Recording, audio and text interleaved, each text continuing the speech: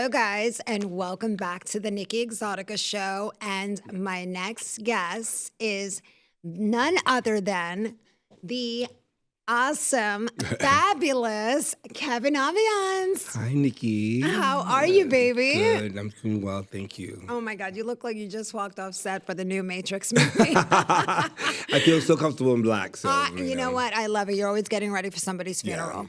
Yeah. So we go way back. I want everybody to know how we know each other. God, we know each other from Sound Factory. We know each other from the back of the day with, we were young pups out there. I was 19, 20. I was such a baby. Yeah, I was like 23, 24. And, God, I just remember so much about that. And just, you know, what's so funny is that I instead of remembering us, I remember the music more than anything. Right? It was music. It was so music that made you dance, not just stand there and I film. don't want to get emotional about it, but I remember like listening to the Tonight and listening to I Wanna Give You Devotion. And so when I see you because you were so part of that too, and you know what I'm talking about. You know what I mean? And seeing the kids dance And there was multiple clubs, not just one, not a two. Yeah. There was like 10 or 12 in New York City that were bumping in that night. Yeah. And everybody would just go to different clubs. And then forget about the traveling. Oh, I would hop from Limelight to Tunnel to Twilo to Sound Factory. Like I would just go all over the place. It was the best times ever. Nothing is ever going to replicate No. I mean, things are different now. Things are just different, but I'm so happy I got to experience that and be part of that. The 90s and the early 2000s was the best years ever in the club scene. Yeah. So that's how I met Kevin. Kevin was a staple in the New York City nightlife for Junior Vasquez parties. And I remember, seeing Kevin with the spotlight, and he used to get the spotlight on him. Before phones. Yes. Junior used to shine the spotlight on him. And then there was you know how like people Vogue and all that? Well, they had this big runway, and Kevin would clear the runway, and it would be a moment towards the end of the evening at the club, and everybody would just come out and show their fabulosity, and I would come out, and he would be like this, "Bring it, girl," and I would start walking. You also did everything in front of everybody. You know what I mean? And that was very, very big. Yes. You know what I mean? You were this to this to this to this to this. Transitioning. Yeah, and it's just like you did it in front of everyone, and that you had to be so proud of yourself for that. Thank you. So many people didn't do that. I was an influencer before TV, right? I mean, there was TV, but there was no on television. So I was actually doing it in the New York City club scene. Was transitioning and actually like opening people's minds. And it was such a transition and helping people understand. You were like boy to girl. I mean, it was just like, but it was so. You watched me grow. It was art, girl. You watched me grow, Now it's whole different. Everybody sees everybody transition on YouTube or, on TV shows and stuff like that. But such an amazing time. And so going from the club scene, let's go backwards. Let's start. How did it all begin? How did Kevin Aviance start? Where are you from? I'm from Richmond, Virginia. Born and raised in Virginia. 8 brothers and sisters. Wow. Mother and father. Okay. My mom passed away about 13 years ago, and my dad's still around. He's 96 or 97 now, and I still have very close ties with my brothers and sisters. We talk almost every week. That's great. We lost a brother about 2 years ago. He had Down syndrome, but he was supposed to pass away by the time he was 28, but he lived to 56 years old. So he had a really beautiful life. He was the glue in our family, and I think about Michael all the time. So. Moving on, I was in Richmond, Virginia, and had to get out of there. I couldn't stay there anymore. Were you getting bullied? I mean, what was the whole thing? I had an incredible life there. Okay. So parents had coins, so that was good. I went to good schools and everything like that. And it was a college school, so I went to all the punk rock shows. I saw like all the shows that came to town. That was the way I did my playground. You know what I mean? I wasn't a football queen or anything like that, or sports or anything. I just loved going to concerts. So I've seen Madonna, Diana Ross, and everybody. I've seen like over 3,000 shows in my life. So, and then moved to DC. Met a boy, moved to DC. Stepping stones. Yeah. And I started doing hair in DC and started doing hair in DC. Really? I didn't know that you did. Yeah, I have a license. So, oh, nice. Yeah. So do I. Yeah. And so I still do hair to this day, too. You know what? You learn something new every day. I did not know that you did that. I know you do a lot of things, but I didn't know you did that. Yeah, I do hair to this day. I have a couple clients that I still do to this day. That's amazing. For myself, I started wearing extensions, and I started with one little piece, and then that turned to a big, but they call it a bust down now. Mm-hmm. And then that's when I left the guy, and then started going to the clubs in DC. Met some people there. Met a group of people. We had we started throwing parties. Started going to and coming to New York. We started doing club kid parties in DC called Kindergarten, and this made me turn into a club kid of the world. They came to New York, had a style summit, which is like a convention. Michael Alec and all that. What's his name? Lee Bowery was there and everything like that. And I ended up winning Club Kid of the World. And so it's me and Wallpaper. And so that was kind of like the start of me getting recognition. Then Becoming a staple in the New York City nightlife. Just coming to getting noticed, you know what I mean? And so we used to go to Sound Factory from DC. Oh, okay. All the time. We would bring busloads of people from DC, like a big, 3 or 4 buses of people. Give me the year. What year are we talking about? Because I came out in 94, 95. I started coming to New York. 94. Okay. 94, and so Sound Factory was open in 94. It stopped in 96, I think, right? Mm-hmm. And so, could you imagine coming every weekend coming with buses of people? So, and so you were bringing your party to New York. We were bringing people. The only reason we were doing it was just so we could pay our way to get into the club. Okay. We would bring all these people. So it's almost like promoting. You're bringing enough your money crew. for our little house, so we can take care of a bunch of people, and people come and they pay a little fee. Yeah. We took the rest of the fee, so we can get ourselves into the club. But you're bringing the party. You're bringing the life. You're bringing the fashion. You're bringing the looks. I don't know back then if that's what we were doing, but I know that it was Sound Factory was so incredible. Yeah. And I knew the music was amazing and everything was incredible, but it was something I had to see every weekend. You know what I mean? It was definitely, and I'll co-sign that. I was there every Saturday, and it was.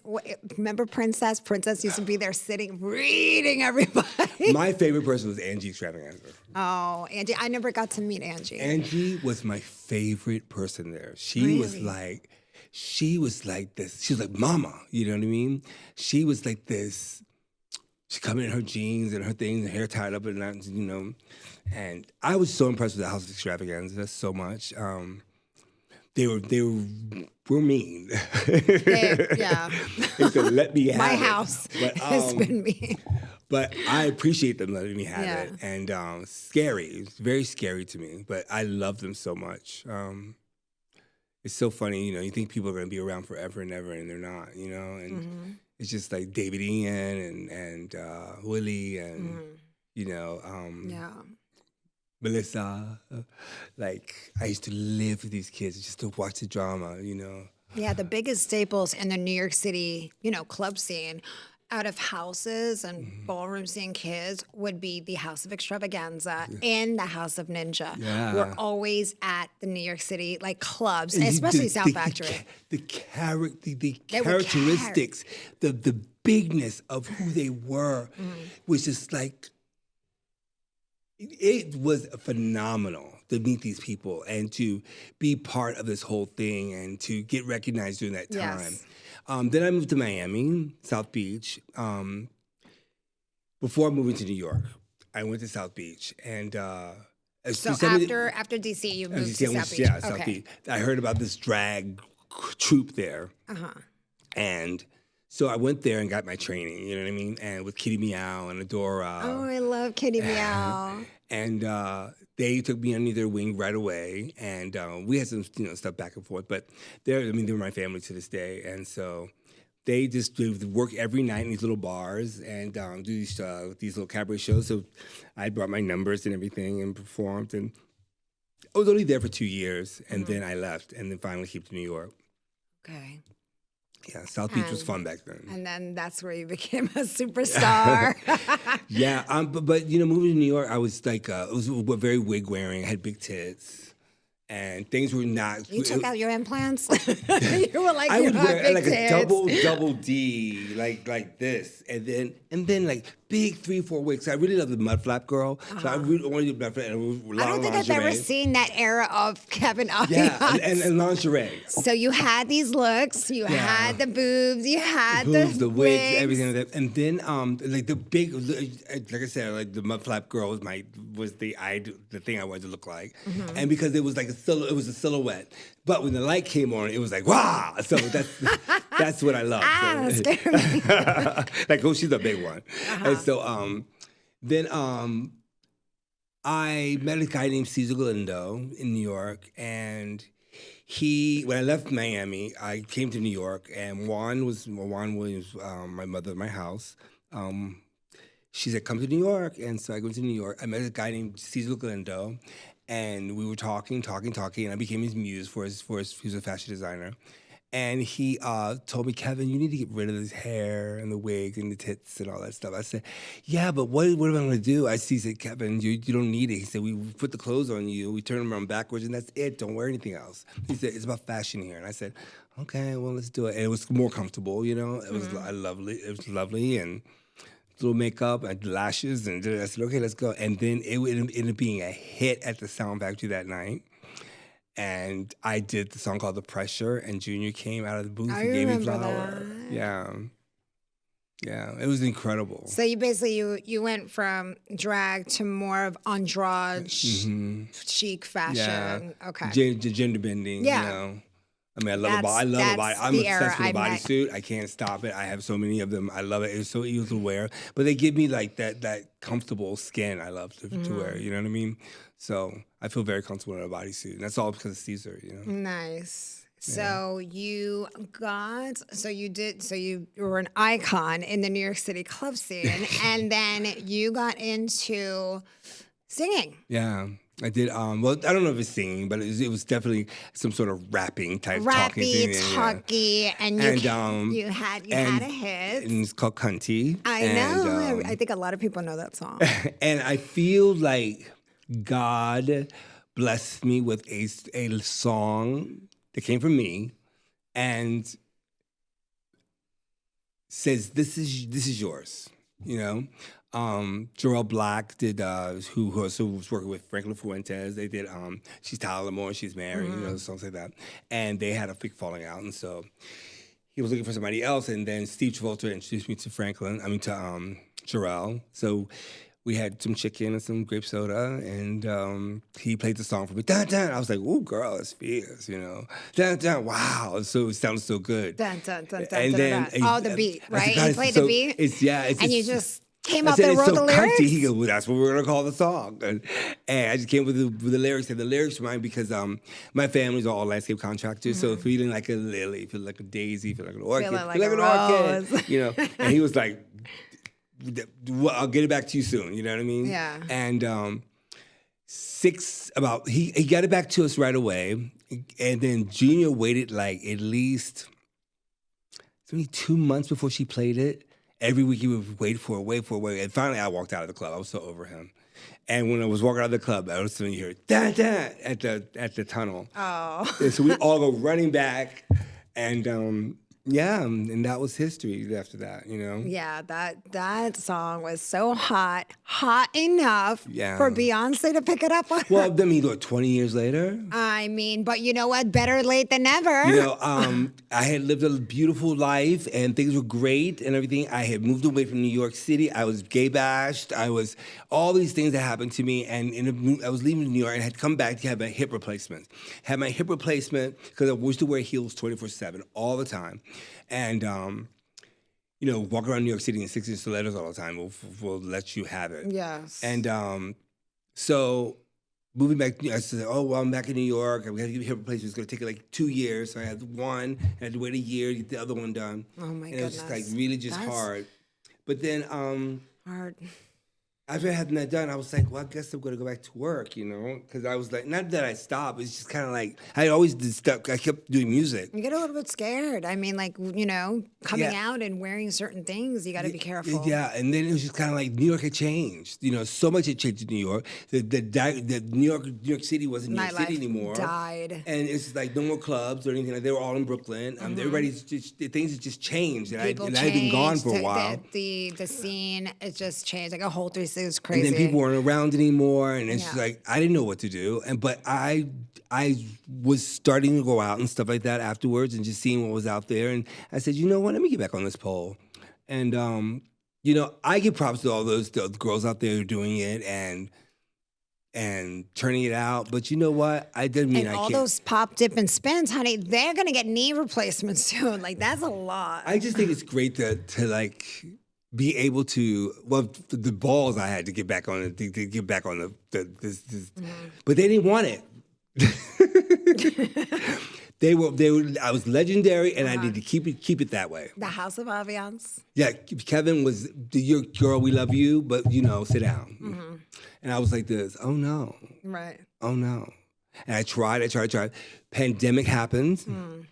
And that was a rickrack for all of us, I think. For all of us. So I took that time to learn how to DJ. I know. Because I went into this thing I went in a cocoon that came out of a butterfly. I said, if I'm going to do something, I'm going to come out as a butterfly, and that's it. That's amazing. My best friend in the whole world passed away, and Ari Gold, and I was just... Ari... I was mortified. I met Ari a few times. And that was just so hard for me. And so, but coming out of all that, then one day, Friday night, a beautiful black woman named Beyoncé sampled Cunty in my voice and used it in her Pure Honey song. Did you know it was coming? Did you know it was? No, I knew nothing about it. She just put it on the album? Yeah, but she had done the contract. So I didn't have the song. I didn't own the song. So it was Jarrell did. And Jarrell's company was through Europe and DMI and all this. BMI. So they were the one working out the deal with They worked out the deal, yeah. But they didn't let you know that well, I was just the vocalist on it. I was as a vocalist, even though I'm the songwriter too, and I do my royalties. Right. I never got the initial money that they bid for. You know what I mean? The big sum money. Jarrell kept all that. So how do you feel about that? It's shady because he should have shared it with me. He should have, because you were the vocalist on the track, even if it was the music that got he did the music, even though his music was samples. Mine was original. It was correct. Right. It was yours. And so Beyonce did everything right. She did everything right. Yeah. And so she even made me a writer on the song. So I'm a writer on my song and a writer on Pure Honey. So that shows me right there. She did the right thing. With my government name, yeah, you know what I mean? Yeah. So she did the right thing. When people talk about she didn't do dye her eyes across her teeth, I'm like, what are you guys talking about? Yeah. It's like, did you own your record? She did you the own right your song? by you and by TS and all that, yeah. So I'm just like this going, child by with all that stuff. And then that just gave me life again. When I tell you, I went from, hey girl, to, oh. Yeah, exactly. And you know what? That's crazy, right? Is because when you kind of like hidden or like fizzling out, right? And then all of a sudden something big happens like that. Like when I was on, 90 Day Fiancé, all of a sudden people were like, oh, hey, Nikki, like, oh, let's do this and let's work on that. And I'm like, what? I've been here. Like, why didn't you like want to work with me then? And you can't be bitter. No. You have got to take it with a grain of salt and just be grateful and gracious. And I had a problem. I always had a problem being that in the past. So this time around, I was like, Kevin, girl, you need to smile. You need to humble yourself. And you need to humble yourself. You need to say thank you. And you need to just take the flowers and be grateful for it. And so people were really kind of gagging that I was being so nice. It's so unlike you. And I learned this new way of Kevin where I wasn't so afraid anymore. Because that was the whole thing. I was so ferocious sometimes because I was afraid. I didn't know what to do. I didn't have a handbook on how to act in a club and be ferocious and fierce and all that. Yeah. But, it was so, I'm older now. I'm in my 50s, and just, it was just kind of like, here I am out of the club. But, it was interesting when people were just like, when you're legendary, iconic, they didn't want to see me before. Now, it was like, wow, this is interesting. And I guess it gave all the younger girls. They opened the doors more for you now. It did something for the young kids because they now can look at history, you know what I mean? Because we didn't have that. No. They all died, and they were dying all the way up to what? 2005, you know what I mean, basically? You know what I mean? So when all those people die, it's like, who do we have to look up to? We had no older people there. It was like, now we're those kids, you know what I mean? And I'm down with being that for them, but they don't want it. Nobody does. They don't want it. They don't see it. Yeah. They don't. They got their phone and that's happening. It's funny, before the internet and all these shows about the community and who's who and so what. I going into the scene, I would look at people like Amanda and you, and I would just know who's going to be a star in the future, like who's going to build something. I saw so many artists, so many drags, so many club kids, so many people, but stars who I saw, obviously myself, because I've always been, I knew I was going to be famous. But I saw Kevin, I was like, oh, he's going to be big someday. Like, he's going to be bigger than what he is here. And then Amanda Lepore, and I was like, I knew that she was going to blow up too, I mean, and it's just like, who's going to make it, and if it happened, And it has to be an evolution in that person. You know what I mean? It's got to be, they have to start one way and be grow. Another. And I guess with Amanda, it's kind of like that evolution with her. It's kind of like to be this Barbie or this like Marilyn. doll or Marilyn. Marilyn. She's Marilyn, and they turn into Amanda. Yeah. Like, well, it's being polished over the years. You become, even me. I mean, I have a big mouth. I've calmed down a lot with watching things that I say. But really? I have molded. No, I have molded myself. I try to watch the things that I say and own it. If I say something wrong, I'll apologize. Or if I offend somebody, which is practically all the time. But I try to watch, it's a part of growing, like you said, and evolving, humbling yourself. There's a lot of bad things that have happened to me, and out of karma, so it's like you learn, you live and you learn, and you just grow. And when you can talk about it, that's the gracious part of it. That's the part you're supposed to do. You're supposed to talk about it after the fact because you're on the other side of it. And if you're not able to get on the other side of it, you don't need to be out here. Yeah.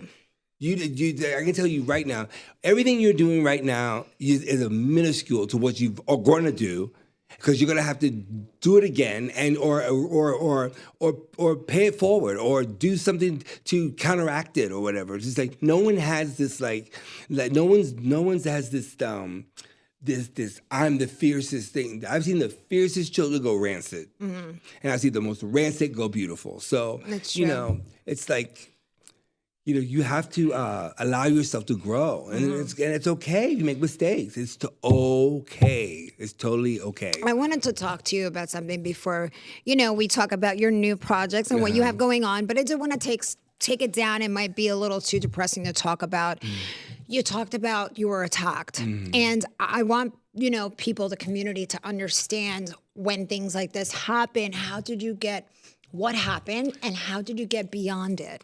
I was coming home from a photo shoot. It was Gay Pride season. Do you know what year? 12 years, 2006. Okay. 2006 to 2016. 2006. So I was pumping. Life was, I was up and drag. I was in drag. heels. I was gay pride queen again. Okay. And went to a photo shoot. Did the photo shoot. And hang out with crew and stuff like that. And then I was coming home, walking back to my apartment in Chelsea. And this is like in the afternoon. Yeah, from 14th from the Phoenix. Okay. In the Cock, and then I was walking back 14th Street to 23rd Street. Like what time? 5:30. In the morning or afternoon? At night, in the afternoon. Okay. So people are just getting home from work. Yeah. And they're going in. Okay. So the streets are kind of like dark. They're good. They're just quiet until like 7, 8 o'clock, right? Friday. And this is Pride. Like around Pride. This right before Pride. My birthday had already happened. Okay. My birthday was the 22nd. No. This is like the 1st of June. 1st of June. Okay, but it's still Pride Month. Right, Pride Month. Pride Month's happening because we're doing Pride pictures. And actually, it was May. It was May. Okay. So, but still, right around Pride. I mean, hello. So I did the photo shoot. I had just got my Balenciaga bag. I had my pumps in the shoot. I had my computer in the back. My computer. I had the new T-Mobile that thing with the. Okay. So I'm walking. I have a hood on and shorts and faces. No makeup on. But I have my pumps in my shoes and everything, my pumps in my bag and everything. Bag, just like this. And I'm walking down the street and I see this guy, four guys talking to this white girl, black guys talking to this white girl. And she had a flannel shirt on. They were kind of showing off her and they've been tagging. You can tell all this, you see people doing something, tagging. And as I'm walking by, they said, "You ain't Diesel, son." I'm like, whatever. They were like thuggish boys, or no? I don't know what they were. I don't know what they. I knew what they were after. Yeah. This is the kiki. So I was like this, going, "Diesel, son. Let me turn around." So I turned around. As I turned around, trash bags went flying by my head, and I was like, "Whoa!" Another trash. Whoa! What? Another trash. I said, "Oh, you missed 3 times. You're out. Pay it, Nooch. Move on." Yeah. When I said that, they said, "No, we're gonna get you, faggot." Oh, no. And I was like this, Now, in New York City, people say to you, this is back in the day, people could say shit to you. Of course. And you just kept going, girl. No one's going to really do anything about it. It's very like, too many people around, it's not going to happen, da-da-da-da. Girl, I felt something different this time. I said, this is not going to be good. Hey, you going to get gotten. Something, they had jumped, when there's games like, it was like slow speed and it was like fast at the same time. They had like moved up on me and I could feel his heat from him, okay? They had dispersed, the other 3, and I'm trying to walk, I'm on 14th Street, walking backwards, on 1st Avenue, 14th Street, walking backwards towards Beth Israel, right? And I'm walking backwards and I'm saying, let me step into the street, step into the street. So I'm walking to the street and I step off the curb, walking backwards. The 3 guys were behind me and they went, boom, boom, in my back. As I'm going down, they are kicking me in my head. And so I'm counting 1, 2, there's those Air Force One sneakers on. And I'm like 1, 2, 3, 4, 5, I'm counting 6, 7, 8, 9, 10, 11, 12. That's how many times they were kicking. I got up to 80 something and I passed out. 80. Like I got up to 83 or something like that. Oh my God. And I'm so sorry. And I passed out to hearing. And I could feel what was going on. I just didn't know what was going on. They tried to kill you. They were trying to kill me. Oh my God. And so they were kicking me, and they were kicking like ba ba ba ba ba ba ba ba ba ba ba ba ba, like come in my head.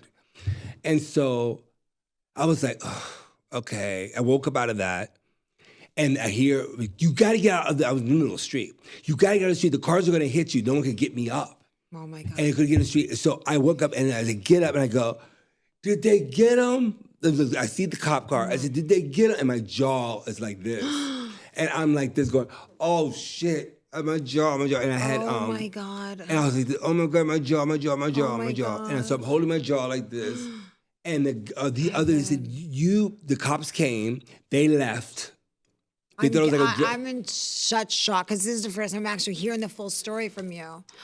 And so I'm like this. There's no blood or anything. It's just kind of like, everything's internal. It's internal. Trust me, I know about plastic surgery. I'm like, my jaw, I can't even like, as I'm doing this, And then somebody said, you need to get to the hospital. Your head is swelling up. My head was getting bigger and bigger and bigger. Yeah, you have internal bleeding. So I got to walked to Beth Israel. You walked? It was right there. Like I was right there. Oh my goodness. So I walked to Beth Israel. And Did anybody go with you or you're by yourself? There's some people they followed me. Oh my goodness. And then these two ladies in the back with these pink outfits on, like grubs, with little short wigs, little black women with these little short wigs. I never forget them.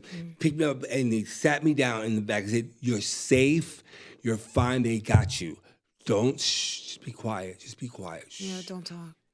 So I'm like this waiting, and then somehow I got in touch with Josephine and Naomi, and my boyfriend came, and it got bad. And then they got some girl to do press right then and there on me, and because we needed to find these guys, right? And so they went and we went and we pulled the thing. Kevin Aviance has been kidding, and this is when the AP press for some reason they had nothing to talk about that night, and that's when it went on. It went on TV and stuff like that. So I went into surgery because I had 4 hairline fractures in my jaw. So they at first they were gonna let me go home. I said, I can't move. My jaw is not. Wait, they wanted to send you home? Yeah, they said they couldn't find anything wrong with me, and I was like this. My jaw is a mess. What are you talking about? Like hospitals are so messed up. It's because I didn't have insurance either. That's why. So they they went into surgery, and I woke up to my all my close friends. They're all laying on the ground. Like at least 25, 30 people in the hotel room, in my hospital room. They're on the ground. They're all waiting for me to wake up, and they're just like this, going like. So were you like in a coma? Like no, just unconscious? No. I was fine. I was conscious. Okay. And then hey, oh, you're awake. Everybody said, yeah, clap. And then my family shows up. I don't know how my family got there. Right. They're from Virginia. Who contacted your family? I have family in White Plains. Okay. They came first because they heard about it. They probably were notified somehow. They found out about it. And then my aunt, she's passed now, but she came and my cousin came. And then they came to tell me that your family will be here soon. Your dad and your mom, your sister and stuff like that. My mom was gone. So I was like, okay, well, so before I knew it, they come through the door and they're like, everybody out. I said, oh, wait a minute, y'all. Wait a minute. Mom, Dad, I want you to meet my other family. This is your family. Exactly. Your chosen family. This is your family. Stop with the rest. Stop with all that because this is my family. And they said, oh, what is that supposed to be? We're your family. I said, I know you are, but these are the people here that protect me in New York. And these are my family. So let's be nice, okay? And so everybody calmed down. So please tell me that they found those guys. So the reason they found the guys were in, Splash. Okay, so you know that pizza place that was across the street? Yeah, I used to get slices all the time from there. There was these beautiful lesbian girls that were there. And these girls, they heard they heard that I got beaten. And so these guys came in there, 4 guys came in, and they said how they beat this. They just beat this black faggot's ass. This black faggot, and they were black. Wow. And the girls were like, so they were listening. They said, these are the guys that beat this. So they went over and they acted, oh, hey, what's up? Today, hi, how are you? Oh, good. And they flirted with the guys. One called the cops, and when the cops came, they said, now you're going to get fucked up in jail. Oh. You don't know who you fucked with. Yeah. And so that's how they got caught. Good. I'm happy. I mean, did they get time? They got time. They went to jail for 12 years or something like that. Oh, wow. Yeah. And so the thing about the whole thing is there were 2 major beatings after that, and both those people died. I don't think the people realized that. Were they involved? The other beatings, were they involved? No, they were just like the hate crime law had just passed. Good. And so things, things laws passed, and how that law is just kind of like amplified for some reason. People just go out here, they come from all over to come to New York to beat up somebody. You know what I mean? That's horrible. I'm so sorry that you had gone through that, Thank Kevin. you. But I'm so happy that you're here because you're such a bright light and you're such an amazing person and you're so talented and I love you so much. So what do you know what I want to change because it's so depressing and I don't want you to relive that ever again. What do you have going on now? I have a new album called Hippopotamus that is coming out on 10/10. Okay. And I am so proud of it. It's my best work ever. I wrote it. I paid for it. I did it all myself with Gomi and DJ Gomi. And it's kind of like my answer to, I guess, the Renaissance thing. Because I never stopped doing music, but I did stop doing albums. Mm-hmm. And I think it was possible to do another album. I was doing singles, but albums was just like, oh, so much money, so proud of it. It is. It's a lot of money. You know, writing a song is writing a song, and just one after the other. Before you knew it, I had an album done. And, good. How many songs on the album? It's 13 songs on it. Wow. And okay. It's great. It's fun. It's the reason I call it Hippopotamus because I really don't want to hear anybody bother me with it. I don't. And if you want to ask me questions about it, you better be lucky I don't run you over. Well, well, let everybody know how they can get your album. Well, it comes out 10/10. I have a new single out now called Beautiful, and then 9/9 I have a double song. Bloodlines and Pulled. Okay. Bloodlines is a tribute to is a song talks about our bloodline. We have a bloodline. Our bloodline in our community is very thick, and the bloodline is our music, and the melody lives on. And that was about a conversation that was happening with Grandfather Extravaganza. So Sherry Lilly and I both wrote a song and with Gomi, and she had a conversation with Grandfather Extravaganza, Hector. Mm-hmm. And which every time he was such a Hector, a talented one too. Hector was such a definitely gonna be missed. When he was around, he did his job. Mm-hmm. You know what I mean? Yeah. I see his face. He kept the house together for sure. I think he kept all of us together. Mm-hmm. You know what I mean? The scene. I mean, everything. Yeah. He did so many things. Yeah, he did so many things. He was such a... He was well respected in many different facets of the community, of, you know, the TV world too. He was part of Pose. I mean, he did so much. That passing was rough on me. Mm-hmm. Was really rough on me. We've been through a lot. We've been through a lot of passings that have been rough on the both of us. Grandfather Hector. We had Octavia. Abraham, Octavia, my trans mother, Octavia St. Laurent, Abraham D. Levy. I mean, we've been through it a lot. And I know, and you know, passing is what people do. That's what happens in life. Right. It's not like it's not going to happen to us. You know what I mean? It's just I'm not going nowhere. I'm plastic. I don't disintegrate. I'm immortal. I know that girl. Okay. So my thing is that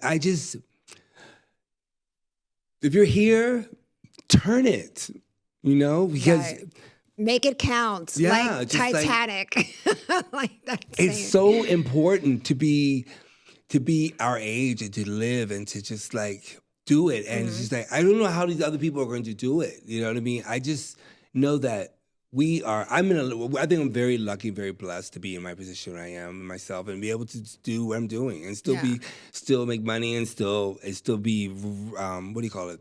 Relevant. Yes, it is. It's funny how somebody from another culture, which she, you know, it's amazing what Beyoncé, how she's held us up like that and did that so selfishly, selflessness, and didn't give it back. Mm-hmm. She didn't hurt it or abuse it. I mean, I love Madonna. Don't get me wrong. It was in her video. I love Madonna, but she did something that Madonna didn't do, and that was just held us up there. Mm-hmm. You know what I mean? And that's what Sophia, and she was a rich black woman doing it. And it was so, I don't know, there was something so magical about that whole thing. It's just kind of like, I even felt like she turned trans for some reason during that time. You know what I mean? Mm-hmm. She wasn't just Beyonce. She was like this.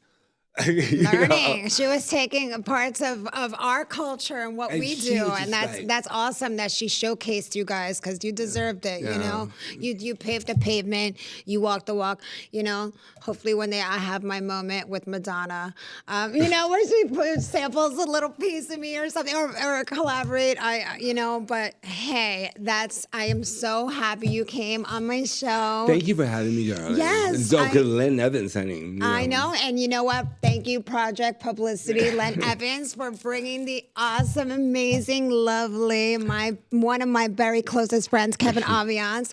And I cannot wait to see more of you. 10/10, October 10th, your album, Hippopotamus, is going to come out on all music platforms. All music platforms. All right. I cannot wait. All right, guys. And that is the episode with Kevin Aviance for the Nikki ExotiKa Show. Love you guys. Next time. Just so narcissistic, so narcissistic.